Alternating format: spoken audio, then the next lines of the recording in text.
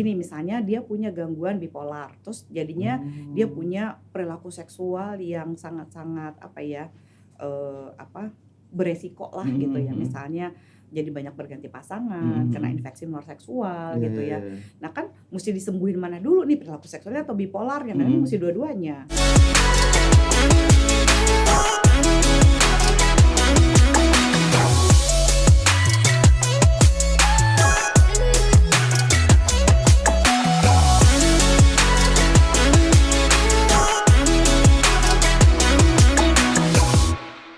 Biasanya pertama kali orang atau ciri-ciri orang merasakan kelainan seksual tuh apa sih Mbak? Mungkin nggak usah harus kelainan seksual, tapi kalau kita misalnya ngerasa gini, Mbak saya ini usianya misalnya gitu, saya masih 30-an gitu ya. Terus saya tuh oke kalau ngelihat perempuan lain misalnya nih dalam konteks heteroseksual gitu ya. Gue oke nih ngeliat perempuan lain, tapi ngeliat pasangan sendiri padahal pasangannya cantik, seksi, menarik gitu ya. Kok saya nggak bisa ereksi ya Mbak? Kan stres kan? Padahal saya yakin saya bukan homoseks loh Mbak gitu. Kayak gitu-gitu kan juga orang perlu kita dicari tahu dong sama-sama. Apa sih gitu? Oh mungkin ada perkataan yang nyenggol ego, bikin kesel gitu. So, jadi nggak bisa ereksi itu benar-benar gitu. Terus atau misalnya ada orang yang kayak Mbak Zoya nggak tahu aja gitu. Saya nih jago pasti seksnya, nggak lihat anak saya ada 3. Ya anak 3, pernikahan 15 tahun, jangan-jangan hubungan seksnya 15 tahun cuma 3 kali kan bisa juga. Waduh.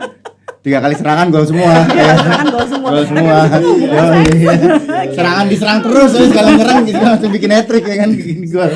Tapi kok pasangannya nggak happy gitu kan? Tapi kan ada orang yang egonya terganggu kan, gitu kayak, tuh gimana nih tapi istrinya tapi nggak puas Pak. Ya nggak bisa, ya terserah dia ya, dia mesti puas aja. Penting kan udah punya anak.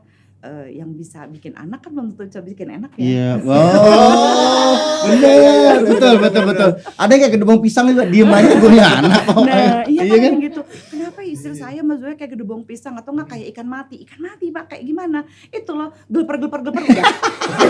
Oh, oke. Karena kesetrum ya. Ikan mati. Itu gak kayak tidur ya, melotot tapi mimpi gitu. Terus bilang gini, oke. Istilah mereka tuh lucu-lucu gitu. Kadang-kadang saya bilang, aduh nih kocak banget sih gitu. Terus apalagi ya, kayak gitu-gitu deh gitu. Tapi Mbak kalau untuk sex education, kita masuk ke sex education sedikit ya gitu ya. Itu paling tepat di saat anak tuh usia berapa? Good question. Dari lahir. Ayo lo, masih oe-oe, belum bisa ngomong, lu ajarin seks anak lu tuh gimana caranya? Biasanya waktu oe-oe gue ajanin. Azanin dulu. Dari bayi. Jadi pada waktu kita lagi makan pampers gitu ya, kita minta izin. Biasain. Nah, izin ya, ayah pakein pampers ya, ayah buka ya. Apalagi kalau anaknya perempuan lagi. Mau perempuan mau laki-laki. Supaya anaknya tuh terbiasa. Dari kecil dia akan mikir gini, aku dihargai loh sama ibu bapakku. Jadi dia ibu juga nyaman bapakku tuh akhirnya.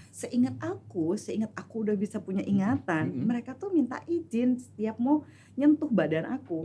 Jadi kalau ada orang lain berani main asal colek-colek gitu, dia bisa langsung. Dia kan, apaan lo? Itu. Oh, dari mulai itu pertahanannya paling keren banget. Berarti dulu bokap nyokap gue nggak gitu. Lo kan nggak pakai pop. Gue dicolek orang pasrah aja gue. Lo kan pakai daun pisang, makanya lembek. Mau gue anaknya. Aduh. Kayaknya temenan sama sabun colek ya. Iya. Oh, mandiin juga gitu ya, mandiin juga. Baju. Izin ya gitu. Bunda pakein ya pakein ya gitu. Ayah sentuh ya ini mau bunda mau gosok ya badannya kayak gitu-gitu kan. Kita kan kadang-kadang udahlah anak laki mana perempuan masih kecil jadi satu kita semprot siram gitu, mandi gitu. Pakai minyak telon, bedak. Simple things gitu ya. Tapi itu berpengaruh banyak ya sebenarnya. Coba kalau kita biasa gitu kita kan akan jadi jangan nyenggol-nyenggol. Apaan sih gitu doang. Loh, orang tua gua aja. Iya, nggak berani nyolek gue loh. Izin loh. Apalagi lu kan gitu. Gue nggak pernah ngomong gitu lagi. Telat. Iya. Bisa. Pegang dong malah lagi. Pasrah gitu. Oke, Mbak Zia, ini kita ada video yang mau kita lihat nih. Bisa kita lihat dulu, ntar kita lihat reaksinya nih seperti apa. Usai dilakukan pemeriksaan dan penyelidikan, unit Reskrim Polrestabes Semarang berhasil mengamankan pelaku pencabulan terhadap seorang anak berinisial KS berusia 7 tahun hingga korban meninggal dunia. Pelaku ayah berusia 22 tahun warga Pandansari, Sawah Besar, Gayam Sari, Kota Semarang yang merupakan paman korban ini ditetapkan sebagai tersangka. Pelaku mengaku sudah melakukan pencabulan sebanyak 7 kali sejak akhir Agustus hingga pertengahan Oktober 2023. Sementara itu pelaku mengaku melakukan pencabulan terhadap korban saat kondisi rumah sepi pada siang hari dengan memaksa serta membekap korban. Pelaku melakukan upaya pencabulan hingga pertengahan Oktober. Terus si korban dibawa ke kamar. Enggak dibawa, Pak. Anak itu sering main di situ. Anak itu sering mainnya di kamar mbaknya, di kamar mbaknya Iya. tuh kan gitu. Iya. Terus kamu datangin ke kamar itu. Kayak gitu saya datangin. Datangin. Terus saya kritikin terus itu awal kejadian itu belum sampai lepas baju semua. Jadi masih dari luar itu. Luar Posisi tiduran berarti. udah Nah, Itu berontak nggak anaknya? ya berontak. Terus kamu apain? Ya gitu saya tetap kritikin aja kan masih pakai utuh celana utuh ini baju utuh Mau paksa itu? ya paksa Pak. Ya itu berontak tapi saya kritikin kan dia tertawa. Yang terakhir itu kejadiannya ya kayak gitu Pak. Gitu? Saya pelamatin celananya terus ya saya masukin pakai itu pakai apa? kemaluan saya sama telepon ini jari tengah. Itu berontak nggak korbannya? Waktu itu pas sedang tidur. Ya mungkin ada sentakan kan ada barang yang masuk ke dalam tubuh dia. Terus? Ya sudah Tapi kamu tahu ponakanmu sakit waktu itu? tahu. Tapi tahu saya itu bukan keponakan saya sakit dari itu flek dari paru-paru. Terus kenapa kamu gitu? Ya itu Pak karena saya sering nonton film porno terus timbul pikiran jelek, syahwat, udah gitu. Kamu nggak punya pacar tuh mas? Nggak punya Pak. Mau nggak lubang hidung lu gue masukin ini? Tapi selalu gitu ya, nanyanya gitu banget. Kamu nggak punya pacar? Emang kalau punya pacar boleh dipaksa juga pacar? Nggak boleh juga. Aneh Iya. banget pertanyaannya. Tapi tadi dia bilang Inconsistent apa banget. namanya? Gara-gara nonton video porno ya. Nah gini loh, video porno itu iya betul. Salah satunya adalah video porno. Pemicu lah ya, Tapi gini, pemicu. berapa banyak sih sebenarnya nih sebenarnya eksekutif muda lah gitu ya, misalnya yang punya duit sekarang dan bisa membeli video porno kan nggak memperkosa juga Iya. Iya sih.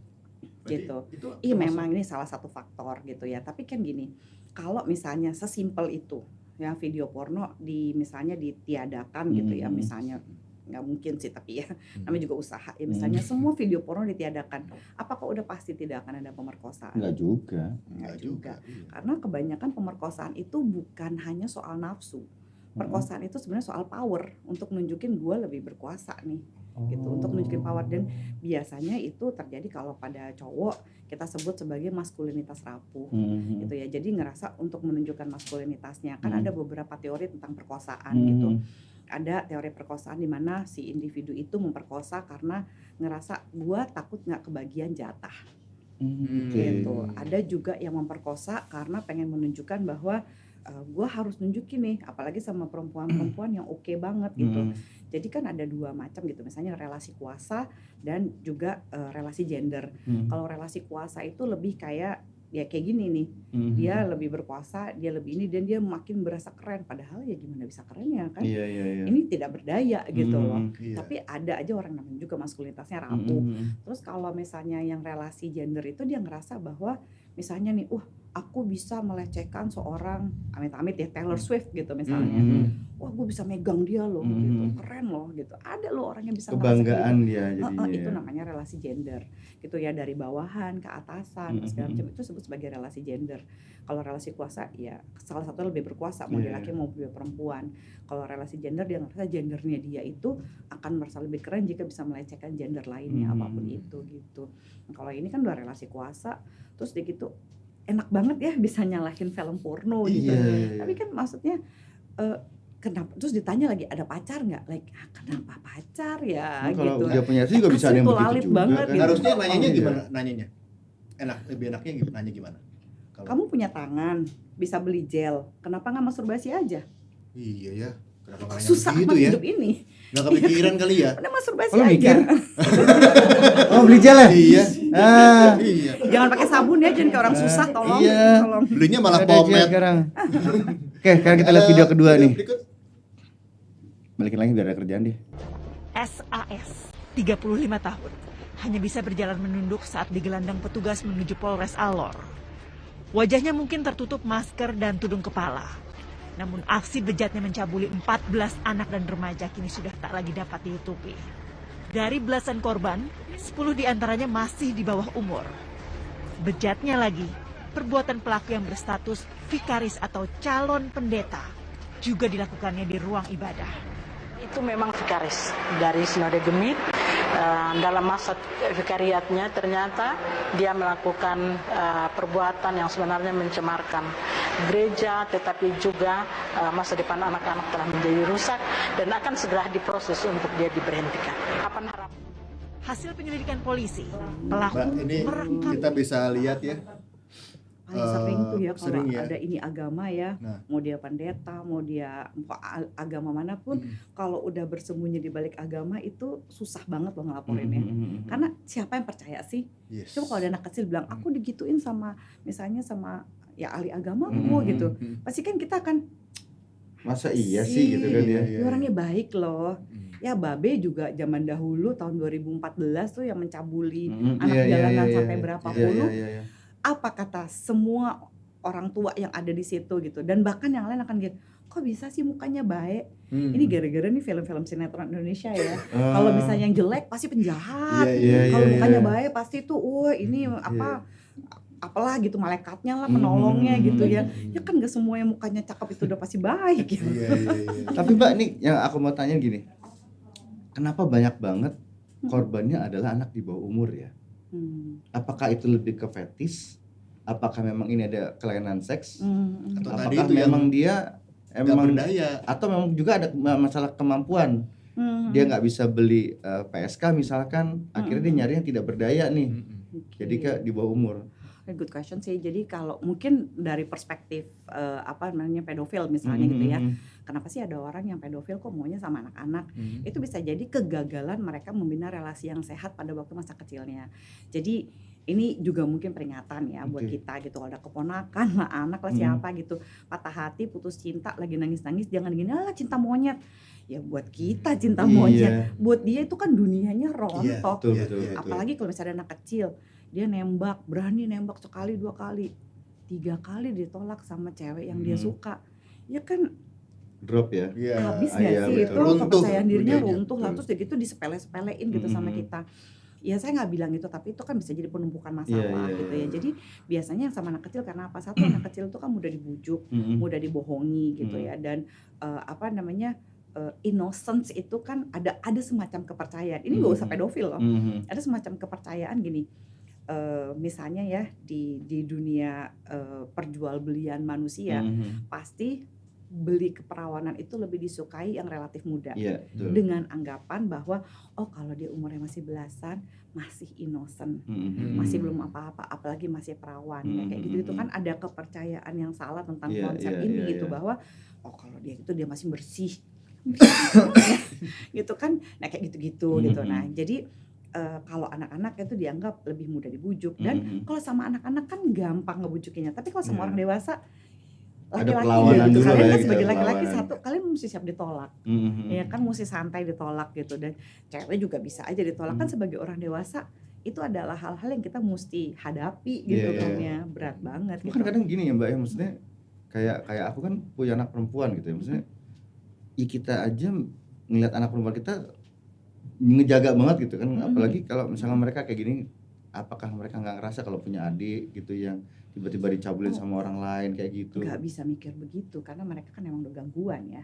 Jadi mereka, dari saya nggak tahu apa yang terjadi, tapi biasanya masa kecilnya itu ya mereka butuh sekali kan, sebenarnya dia butuh pengakuan atau ada kegagalan-kegagalan sebenarnya membina relasi yang sehat. Kan masalahnya gini, kita aja kewalahan untuk membantu korban. Itu ya pernah ada salah satu sex conference lah gitu ya di Amerika. Itu ada satu kelas yang di Amerika pun gitu ya, yang saya kira wah ini pasti terbuka banget nih, rame nih kelas. Karena biasanya kalau lagi conference saya mesti berebutan kelas kan, karena ada kuota-kuotanya. Jadi kalau udah aduh ini kelas nih kayaknya rame deh, judulnya adalah gini, sex education for sex offender. Oh. Jadi benar-benar edukasi seks untuk pelaku. Iya. Kan orang kan selalu mikir bagaimana penanganannya. Of course penanganan penting. Tapi yang kita lupa, mereka-mereka ini dulunya juga kebanyakan adalah korban. Ya ada traumatik Dulu dia. ada traumatik, pernah dilecehkan, terus karena ngerasa, ih gue nggak berdaya banget ya waktu dilecehin dulu, terus dendam, jadi begitu. Iya, akhirnya Nggak mencoba semua, ke orang ya lain mungkin kan lagi ya. kalau dalam Pelampiasan researchnya jatuhnya. sih ada lah pelampiasannya paling 20-30, tapi kadang-kadang nggak pelampiasan sadar loh. Kayak kok saya pengen menguasai orang ya dengan cara ini karena saya dulu ngerasa nggak berdaya banget. Saya pengen rasanya ada di posisi orang itu gitu untuk memanfaatkan kondisi ini gitu. Jadi kalau mereka nggak di-treat atau kebablasan, ya mereka bisa jadi calon pelaku. Nah, kasihan kan korban yang sekarang memang cepat mesti ditangani. Tapi juga jangan lupa bahwa ini nggak semata-mata nih ya kan orang kan suka marah ya. Kalau misalnya udah pelaku kayak tadi, kita nggak mungkin lah kita nggak marah ngelihat Iya, gitu. pasti marah. Terus seringkali orang tuh gini komentar, udah hukum mati aja. Hukum mati ya oke lah. Tapi tahu nggak sih hukum mati itu di Indonesia itu cost-nya berapa? 200 juta loh. Hukum mati 200 juta. Terus kalau misalnya ada yang juga gini, udah dikebiri aja loh. Gini, orang itu tidak selalu harus pakai kelaminnya loh untuk melakukan pelecehan seksual atau perkosaan. Iya kan kalau kita lihat Agus Buntung. Iya. Gitu. Orang kan selalu awal-awalnya, saya udah diteror berapa banyak orang tuh bilang, nggak mungkin lah, orang ini buka celana aja susah, dia kan dramatik sekali gitu ya. Saya bilang, itu bisa dilakukan oleh siapa aja gitu, dia bisa pakai kakinya melorotin celana, kayak apalah Kan gitu. dia latihan ya. Iya latihan dan ternyata dibantu juga sama ibunya. Oh, Terus dia juga jago lah ngomongnya. Jago speak-nya dia. Jago speak-speaknya Speaking jago gitu, dia. speak dewa ini jago kan. Sampai cewek tuh kesian, bukain dong tolong. Pas lagi dibukain direkam sama dia. Dia nggak ada tangan aja bisa ngerekam Bisa kayak ngerekam coba. wow sesuatu banget gitu. Nah kayak gitu-gitu gitu. Jadi kita sebenarnya mesti lebih aware bahwa siapa aja tuh bisa jadi pelaku gitu. Dan ketika anak-anak seperti ini kita memastikan mereka tuh sadar nggak sih mereka tuh ada loh cara yang lebih baik untuk mendapatkan misalnya kalau di laki-laki untuk mendapatkan perempuan atau untuk mendapatkan objek afeksi itu kita usaha dan nggak apa-apa ditolak itu oke. Kita evaluasi lagi mungkin gak jodoh. Iya benar. Untuk kalian sebagai laki-laki, saya juga sebagai perempuan kan kita pernah ditolak lah dalam urusan percintaan. Pernah banget. Nah ya. Nolak juga pernah. Ditolak juga pernah gitu. Tapi gini Mbak, maksudnya gini. Berproses Kalau gitu. untuk di anak-anak itu kan mungkin gini ya, ada baiknya juga kalau misalnya anak laki diasuh sama laki, anak perempuan diasuh anak perempuan gitu. Maksudnya sih ada Harus gitu nggak sih? Karena beda gender kan bisa terjadi hal-hal yang ada pelecehan juga bisa terjadi. Anak perempuan diasuh sama Terus ibu gimana gitu dengan bapak tunggal? Nah, Bapak tunggal? Kalau kamu jadi orang tua tunggal, terus iya. anak kamu perempuan, kamu nggak boleh ngasuh anak perempuan.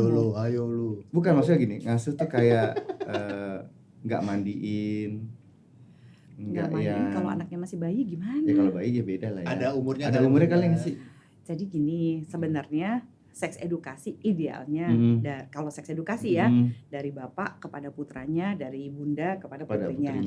Tapi kalau soal kayak mandiin apa segala macam kayak gini, kalau mau mandi sama-sama ibu anak apa segala macam untuk ngasih tahu nih loh, kalau kamu gede, kalau mau laki-laki kamu kan kayak bapakmu, kalau kamu kayak ibumu gitu, itu sebelum usia sekolah, paling lama itu 5 tahun. Tapi itu cukup dilakukan sekali, balita sih ideal ya, 3 tahun lah gitu. Itu cukup sekali dan kasih anak-anak bahwa ya udah nggak boleh melecehkan ini di dalam celana dalam tuh di segitiga pengaman tuh ada apa, kenapa harus pakai celana dalam karena itu adalah batasan privasi, lu nggak boleh sentuh sama orang. Bunda sama ayah aja nanya kayak gitu-gitu. Itu udah sebenarnya nggak apa-apa gitu. Tapi kayak misalnya kayak mandiin ya. Orang kalau dia udah masuk usia sekolah aja, kita udah mesti ngajarin toilet training kan. Iya benar. Iya. Jadi dia udah mesti mandiri lah, minimal dia bisa nyebok sendiri. Iya betul. Kalau ada apa-apa kayak gitu kan, sebaiknya meskipun dia gendernya sama, ya kalau dia udah masuk sekolah agak repot ya. Kan ada anak-anak tuh yang nggak bisa pipis kalau nggak ada bapaknya, nggak bisa pup kalau nggak ada ibunya. Terus lagi sekolah dia nahan gitu sampai kram perutnya, kenapa nunggu ibunya nunggu bapaknya, kan ada yang kayak begitu. Bapak lagi meeting di kantor lagi repot. Telepon gue juga gujrat. Itu kan tugas tugas kita untuk anak itu memastikan dia tahu bagaimana self care gitu, dia bisa pup, bisa pipis gitu, dia bisa self grooming, itu sih tugas kita. Seks edukasi loh itu. Itu termasuk seks edukasi. Kalau dia udah mau disekolahin gitu. Berarti luas banget ya sex education tuh, nggak cuma bicara tentang penetrasi doang ya. Iya, Padahal kita penetrasinya pengen dari ngebahas kecil. penetrasi. Lu pengen dengerin penetrasi kan lu sebenarnya sini kan? Bener nggak? Ya kan? Lu berdua kesini pengen dengerin penetrasi Saya kan? juga berharap diajak ngomongin itu. Kok jadi dalam ya ini? Oke. Ya terakhir ya, mungkin ada yang mau diomongin soal penetrasi sebelum kita tutup nih. Ada yang mau nanya tentang penetrasi terakhir? Hah? Mau nanya? Muka lu penetrasi banget soalnya. Tapi pasti dari obrolan kita kali ini banyak banget insight ya Mike ya. Banyak banget, Yang banyak banget. kita tadinya nggak tahu jadi tahu, yang Iya. kita pikir oh ternyata seperti itu ya harusnya ya. Jadi teredukasi juga kita sebagai orang tua. Dan kayak ini nggak mungkin, maksudnya gini, nggak bisa dalam waktu sebentar bicara tentang seksologi apapun bentuknya, mau education, mau apapun bentuk itu harus ada step-stepnya. Iya. Jadi kalau kita jadi parents pun harus ngasih step-step juga ke anak nih. Iya. Nggak hanya ibaratnya kayak kata Mbak Zoya bilang kan, dari balita udah harus ajarin, Iya. ya kan, ini loh kelamin perempuan seperti ini, kelamin laki-laki seperti ini. Terutama tadi case tadi tuh, Iya. yang si anak nggak tahu ternyata dia belum nikah tapi udah hamil, kok bisa sih gitu kan? Dia bingung dari Itu gimana ceritanya gitu kan? Itu yang disebut oleh penetrasi tadi Mas ya. Iya, iya. dikasih tahu loh. Jadi emang pertama as a parents harus open minded ya, terbuka Iya. dulu ya. Iya, betul. Kita nggak betul, boleh betul. risih sih sebenarnya sama diri kita iya, ya. takutnya Kalau kita risih risih itu. sama seksualitas itu diri kita tuh pasti kan kita akan risih ngomong anak kita, nggak mungkin lah. Ada kadang-kadang tuh anaknya nanya gitu, udah nggak usah kayak papa deh. Kan gitu lagi kan. Tapi biasanya juga kalau orang tuanya bandel jadi lebih saklek sama anak nggak sih? Iya, Biasanya kita takut terjadi hal yang sama. Takut Iya, terjadi hal iya. yang sama. Bahkan sebenarnya kita lebih jaga lah ya, jangan sampai terjadi hal yang nggak ingin, karena kan ibaratnya pergaulan zaman kita dulu sama zaman sekarang kan kita pasti orang tua jadi lebih protect lah ya Iya, gitu. make sense. Mbak Zoya, Oke, thank you Mbak Zoya. banget. Makasih Sama-sama. banyak Mas Zoya, thank you udah ngobrol panjang lebar. Siap. Kita dapat ilmu banyak banget hari Iya. ini. Kayaknya harus Semoga- ada episode berikutnya nih Mbak Zoya. penting, nih. penting, Iya. penting. Yang Kita, berseris. kita belum ngebahas penetrasi soalnya nih. Ini penting nih. Ini penting, bakal rame ntar tuh kalau kita ntar tema Coba bahas penetrasi. selingkuh ya next ya. Oh. Mantap nih, mantap nih. Langsung. Oke, kita ketemu lagi Oke. next time di Talk Talk with Noma.